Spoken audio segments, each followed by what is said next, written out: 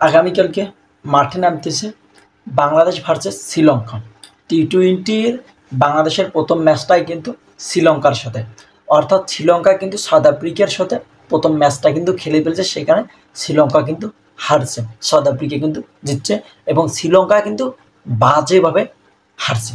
এখন আমাদের সাথে খেলা টিম বাংলাদেশের সাথে শ্রীলঙ্কার খেলা এখন এখানে করবে কি?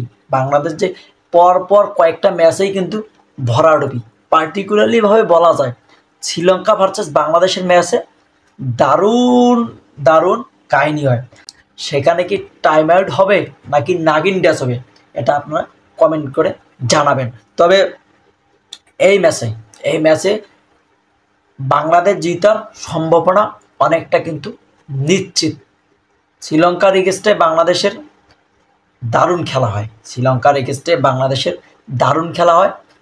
আমাদের ক্রিকেট বোর্ডের প্রেসিডেন্ট বলেছেন, কেসিনো কাকা কিন্তু বলেছেন, লিটন দাস ভাইয়া, সৌম্য সরকার ভাইয়া অর্থাৎ সুমাইয়া সরকার এবং ক্রিকেটের ক্লাসিক্যাল ব্যাটসম্যান লিটন দাস ভাইয়া কখন ফর্মে ফিরবে এটা অনিশ্চিত, বলা যায় না। আমাদের কেসিনো কাকা কিন্তু এই কথাটা বলছে যে তারা দুইজন কখন যে কামব্যাক করবে এটা বলাটা অনিশ্চিত। তবে তারা কামব্যাক করবে, তারা পার্টিকুলারলিভাবে কামব্যাক করবে, কবে করবে সেটা বলাটা অনিশ্চিত। আমাদের ক্রিকেট বোর্ডের প্রেসিডেন্ট বলেছেন কেসিনো কাকা। এখন মূল বিষয়টা হচ্ছে শ্রীলঙ্কার এগেস্টে খেলা হলে আমরা কিন্তু নানান রকমের বিতর্কের সাথে জড়িয়ে যাই, হয় দর্শকগুলো জড়ায়, না হয় প্লেয়ারগুলো জড়ায়। টাইম আউট হবে নাকি নাগিন ড্যাশ হবে জাস্ট এখন এটা বলাটা খুব মুশকিল। আমরা প্রথম ম্যাচেই কিন্তু তাসকিন ভাইয়াকে পাচ্ছি, অপরদিকে শরীফুলকে আমরা কিন্তু পাচ্ছি না। সে প্রস্তুতি ম্যাচে ভারতের এগেস্টে খেলার সেখানে ইনজুরি হয়, অর্থাৎ তার আঙ্গুলে 6টা সিলাই দেয়, মেবি 6টা সিলাই দেয়। এখন আমাদের বোলিং লাইন আপটা কিন্তু ততটা কিন্তু ভালো নাই। যেহেতু তাসকিন ভাইয়া আছে, তাসকিন ভাইয়াকে আমরা পাচ্ছি এবং শরীফুলকে পাচ্ছি না। এখন দেখার বাকি আগামীকালকে ভোরবেলা 6:30টায় কিন্তু আমাদের ম্যাচ আছে শ্রীলঙ্কার এগেস্টে। নাগিন ড্যাশ হবে নাকি টাইম আউট হবে এটা এখন দর্শকরা সেই দেখার অপেক্ষায় আছে। এখন আমরা অ্যাজ এ বাংলাদেশি দর্শক হিসেবে, অ্যাজ এ বাংলাদেশি নেটিজেন হিসেবে আমরা চাই বাংলাদেশের বিশ্বকাপের ম্যাচটা দারুণভাবে স্টার্ট হোক। বাংলাদেশ যে আগামীকালকে খেলবে শ্রীলঙ্কার এগেস্টে, শ্রীলঙ্কা কিন্তু কোনোভাবে ফেলে দেওয়া যায় না। শ্রীলঙ্কা মামারা কিন্তু যথেষ্ট লেভেলের ভালো খেলায়। এখন এই জায়গায় আমরা যে নিয়মিত ভরাডুবি চলতেছে,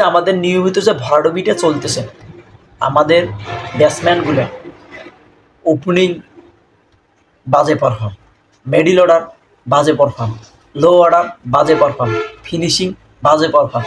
আমাদের বোলিংগুলো যথেষ্ট লেভেলে ভালো করতেছে, বোলিংগুলো ঠিকই ভালো বোলিং করতেছে, কিন্তু আমাদের ব্যাটিংগুলো ততটা সুযোগ করতে পারতেছে না। আমাদের ব্যাটিংগুলো রাস্তায় বাজারে ড্রেনে দোকানে এন দিয়ে কালকে লিটন দাস ভাইয়া, সৌম্য সরকার যদি ফিরে তাহলে কিন্তু খেলাটা কিন্তু অন্যদিকে চলে যাবে। এখন আমরা দর্শকগুলো তারই অপেক্ষায় আছি, তারা দুজন কবে কামব্যাক করবে।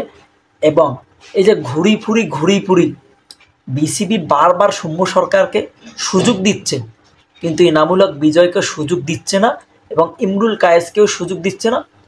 আমাদের বাংলাদেশের দ্বিতীয় সাকিব মেহেদী মিরাজ ভাইয়াকেও কিন্তু সুযোগ দিচ্ছে না।